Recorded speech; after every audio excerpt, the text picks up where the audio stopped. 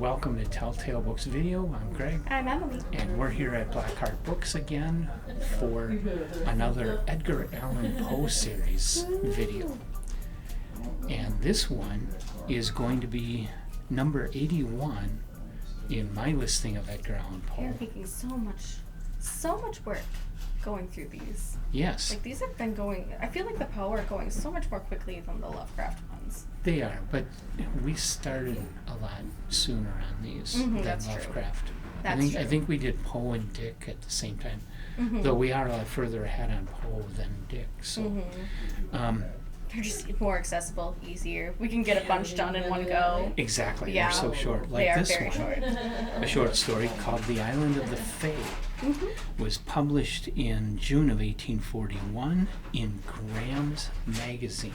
And this is really different for Poe. Yes. Like we've seen him do some weird comedy. We've seen him do his horror. We've heard his poetry. This is even outside of all of those. So it's about a gentleman who's just having a leisurely walk through the woods. It's kind of an overcast gray day.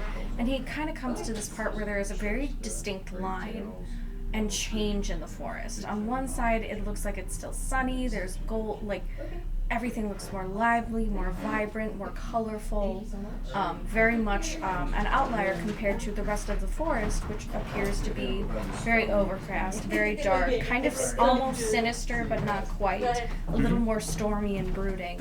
And so as he's observing, he realizes that there is a little fairy island happening here, and he kind of makes that connection. And then as he continues to observe, he starts observing a little fairy in a canoe on this little stream. That is the bare bones of this story. That's all it is. There's nothing more until the fairy's out of sight and stops coming through. It's just him describing the landscape and observing this little fairy in a canoe. And that's it. And it's like, and what? when I saw this, The Island of the Fae, it's a fantasy. Poe wrote an actual flat-out fantasy about the Fae, and I thought, this is going to be cool. But then, nothing really happened. That kind of just fell a little flat for me. Yeah, the guy didn't even get a pot of gold or anything. Yeah, I mean, he didn't get, his accidentally give it its name and get sucked into another realm. Nothing. Taken off to Valaris and hooked up with fairy women. Nothing like that happens here. No, very smart. It just didn't go anywhere. So I was disappointed. Yeah, I was very this disappointed. one fell really flat. Very nice atmospheric story. Yes, a very typical. A very Poe. nice, like a painting. Almost like he's describing a painting in this story, which could be the case. It could be he was looking at a Corot landscape or something, and that was a springboard for him getting into this story and writing the story. Yeah. But otherwise, nothing happens. Yeah.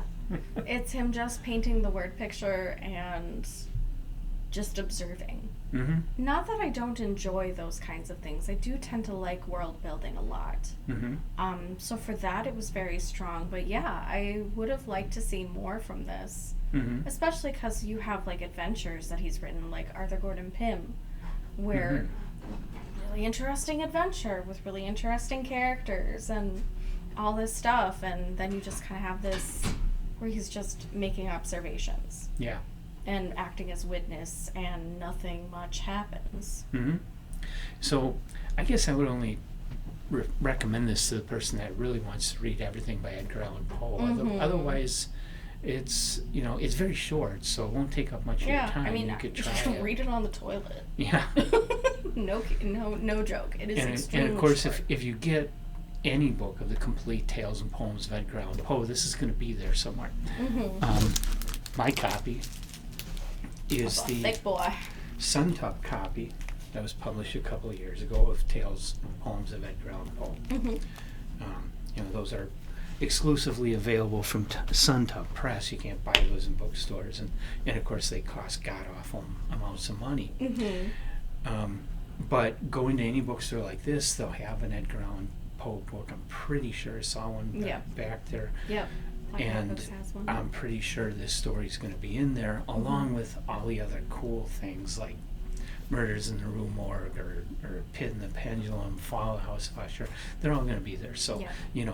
Definitely, if you're a horror lover, or mystery lover, or comedy lover, or now fantasy lover, fantasy lover, you got to like check out Poe. Edgar Allan Poe. Yeah, He did so much. He did it all. This is also really accessible if you don't care to have a hard copy, you can get ebook versions and several volumes of the complete works of Edgar Allan Poe through Project Gutenberg. Please donate to them. They are a phenomenal resource. We use them a lot. They're great.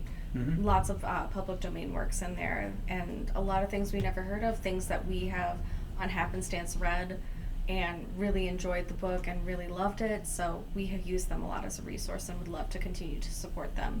So Or if you use even- them, support them. There's an Edgar Allan Poe Society. That's not their exact name, but there's a group. They have a website, and they have online for free everything Poe wrote. I mean, even a lot of obscure stuff, really obscure stuff, obscure early poems in there.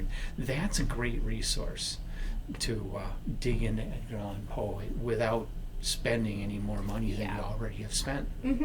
So very accessible, easy to get your hands on. That's kind of why we started with working on the works of Poe, not just for our namesake, but because Poe is extremely accessible to a lot of people and extremely pivotal as an American writer.